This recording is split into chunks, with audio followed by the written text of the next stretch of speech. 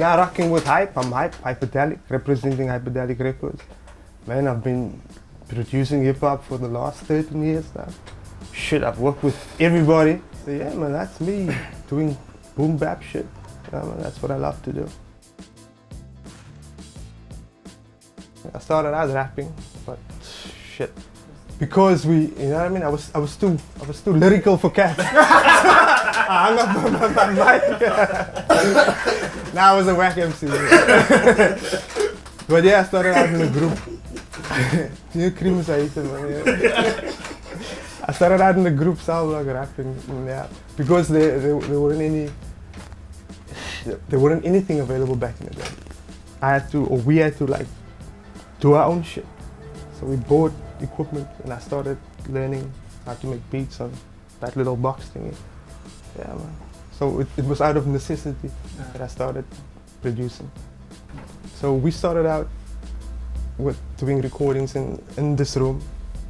I bought a 4-track recorder, a Teargas 4-track recorder. And that was like the shit back in the day. Yeah. I used to record on cassette. And I think I was the only one that had a recording facility, so fuck man, everybody came flooding.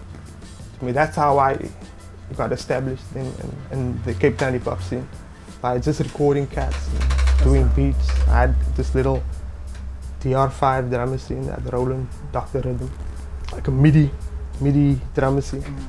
So yeah man, I did recordings for cats. Lee them came through with his crew. Mo Style back in the day with Jits from them. I met Lee through that. Did a couple of demos for them and yeah man. Cream I met a few years after that through Panix, rest in peace. It's a producer from Paul, he passed away. But yeah, he played me a couple of joints he did with Cream. I liked that, I contacted Cream. And yeah man, from there it was Overs Cadovers.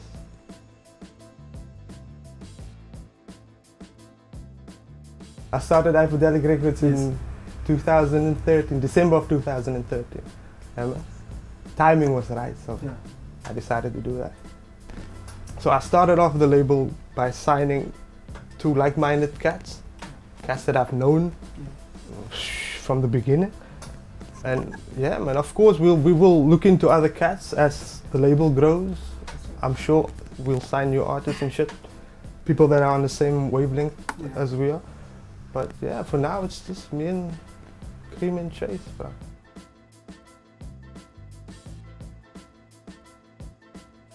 I work with a lot of Afrikaans artists, you can say that. Yeah. That's the safer way to go. That's right, yeah. But I do work for everybody, bro. And man, you know my catalogue. I know. But I mean, these are cats that I fucking knew from way back. We started out together, so. There's no platform for Afrikaans in SA. But we're trying, man. I mean, it's getting there with Cream's Hipe and all that shit. Yeah, exactly. Yeah. And Chase, whatever, you know?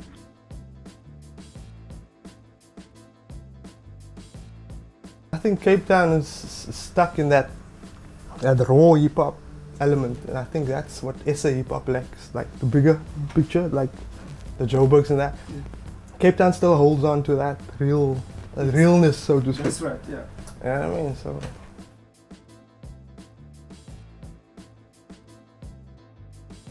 When I got signed to Unreleased, so I've experienced the whole Joburg scene. And they're very business oriented that side. You know what I mean? They work, son. They have offices set up in buildings and whatnot. Back here in Cape Town, we chill in our rooms, you know, work from our rooms. I mean, finance is not like that big in Cape Town. There's not like a market for us to like get our shit out to TV or whatever, you know what I mean? Because that's where the money is and shit like that. Coming from Cape Town, we had nobody to guide us on that front, you know what I mean? So me going up there was like a big plus for me to see how shit works really like on a business front. I stayed for like 3 months, I was down there. So yeah, just to do a project with Young Nations and the Imbube thing, and then I came back. But I was signed to the label for like 2-3 years.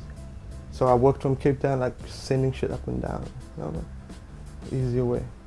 My contract expired with Unreleased, I went with Pioneer, you know what I mean? That was also something big for Cape Town hip hop.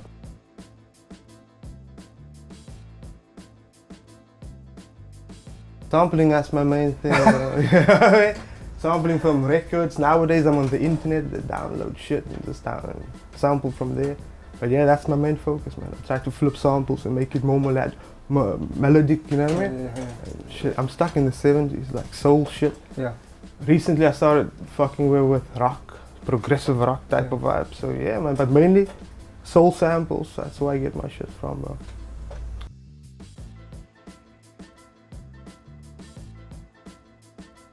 %70 done with the Cream album. It's gonna be called Dagelijkse Brood. We've got the Chase album that we've started now recently. We're still struggling with names, you know, juggling between names and shit for that. But yeah, man, I've got the instrumental series going. The Hipe presents Clean Thoughts 30 Beats. Volume 1 is out. They can get it at Hiperdelic.com.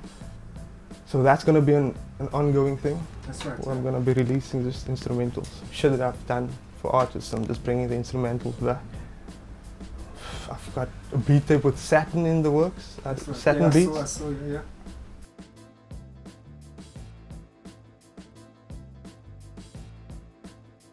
I would say it's fucking, the whole journey's been a highlight, man. Just being able to do what you fucking love and being recognized and, you know, respected by, hated and respected by people.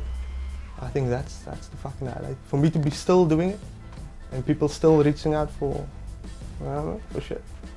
Yeah, man. We are on Facebook under Hipe, Hiperdelic, both with an I, H-I-P-E, Hiperdelic. You know what I mean? We have a website now, Hiperdelic.com. If you can get all the info on there, new music updates, whatever, everything's on the Hiperdelic.com website. And Instagram, you have to follow me, brah.